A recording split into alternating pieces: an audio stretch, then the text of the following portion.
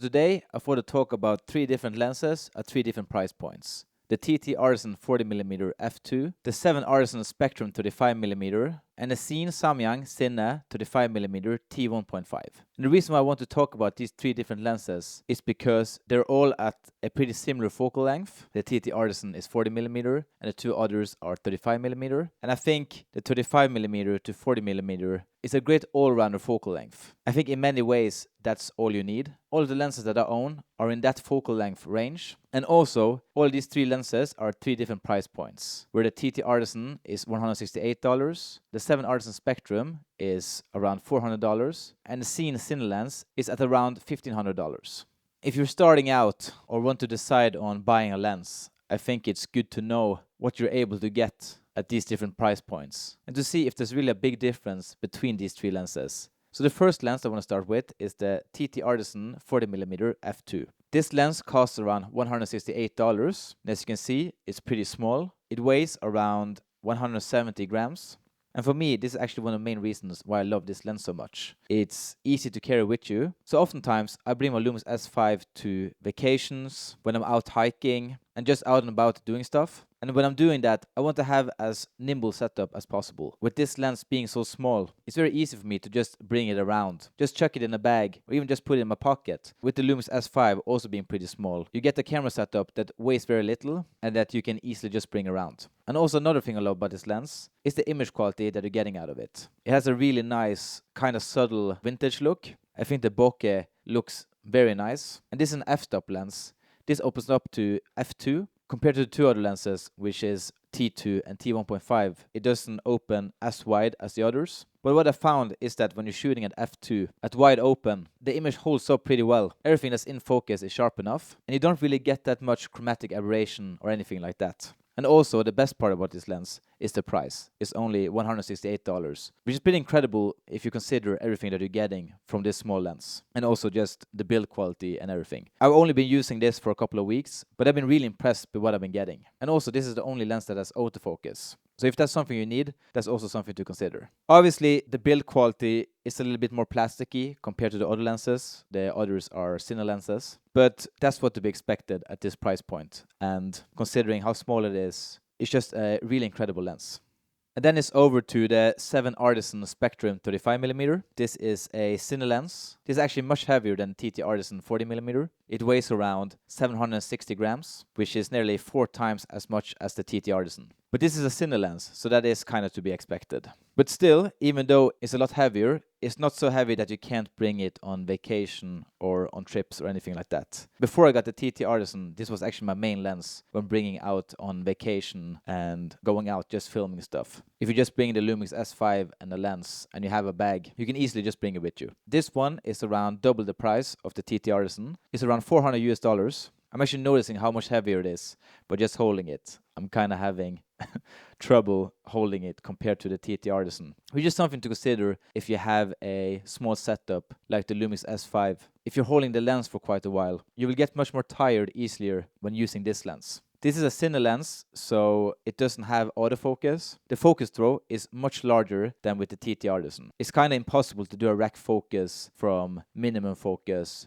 to infinity because it's so large. I think it's around 300 degrees or something like that. But image quality wise, I really love this lens. I think similar to the TTartisan, it does have a kind of vintage look, but not as much as the TTartisan. I think this one has a little bit more of a standard, I wouldn't say clinical, but I would say a little bit more of a modern look compared to the TTartisan. And also this opens up to T2. The TTartisan opens up to f2. f2 would be around T2.4 or something like that. So it opens up a little bit more than the TTartisan. And when you're shooting with it wide open, it's still very much usable. Similar to the TTartisan, I haven't really noticed a lot of chromatic aberration, and everything that's in focus is more than sharp enough. Actually, with both the TTartisan and the 7Artisan Spectrum, pretty much everything I shot has been wide open.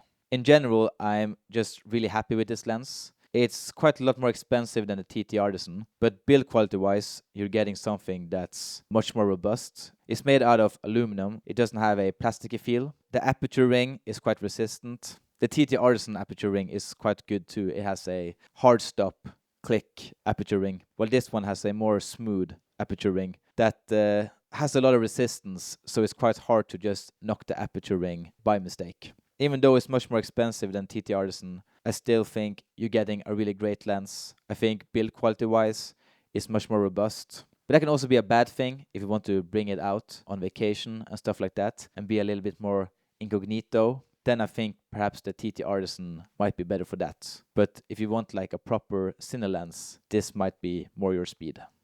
And then the last lens is the Xeen Samyang Cine 35mm T1.5. I actually don't have it with me, but I'm kind of glad I don't, because compared to the 7 Artisan, which is 700 grams, which was quite heavy to just hold, the Xeen Samyang lens is twice as heavy at 1.4 kilos. And this lens is in many ways a much more cine lens. This one costs a lot more. It costs around $1,400. It's quite a big, chunky lens. And to be honest, I've used that lens quite a lot. I even used it on my feature film Above the Knee, where it was pretty much the only lens that I used for the whole feature film. And I'm quite happy with the image. But compared to the 7 Artisan and the TTartisan, I think the Xeen Samyang has a lot less character compared to the other two lenses. I think when you're shooting with it, it looks a lot more neutral. I still think it looks good, but I think in many ways it's a much more boring lens, at least for what I like. I like having a little bit more character. And also, it's much more of a hassle bring around with you. It's 1.4 kilos. If you want to just bring it with you on vacation, it's pretty much impossible. And also, the Xeen Samyang lens that I was using is a PL lens compared to the other lenses, which are L mount. So I also had to use a PL to L adapter to use the lens, which made my camera setup twice as big and twice as heavy, which isn't ideal for what I want to do. And also for Above the Knee, we used the Ursa Mini Pro 12K when we used the lens. So that's a much bigger camera. So it wasn't too big of a problem having a bigger lens. But since I'm mostly now using the Lumix S5, having such a big lens kind of goes against why I like using the Lumix S5, which is having a small incognito, which is just much easier to just put in a bag and just grab and go. Also, the lens shoots at T1.5, but I found that if you shoot it wide open, you do get a lot of chromatic aberration, and also the image becomes very soft. When I shot it wide open, I find it nearly unusable because the chromatic aberration is so prominent. I would say one great thing about the lens is that it has very close focus compared to the other two lenses. You can get very nice macro shots of just an eye, for example, compared to the other two lenses, where the closest you can get is a close-up of a face. It's big, it's bulky, it's kind of what you can expect when shooting with like a more proper cine lens, where you'll probably mount it on a much bigger camera like the RLX Mini or the Ursa Mini Pro 12K, but it doesn't really work as well with something like the Lumix S5.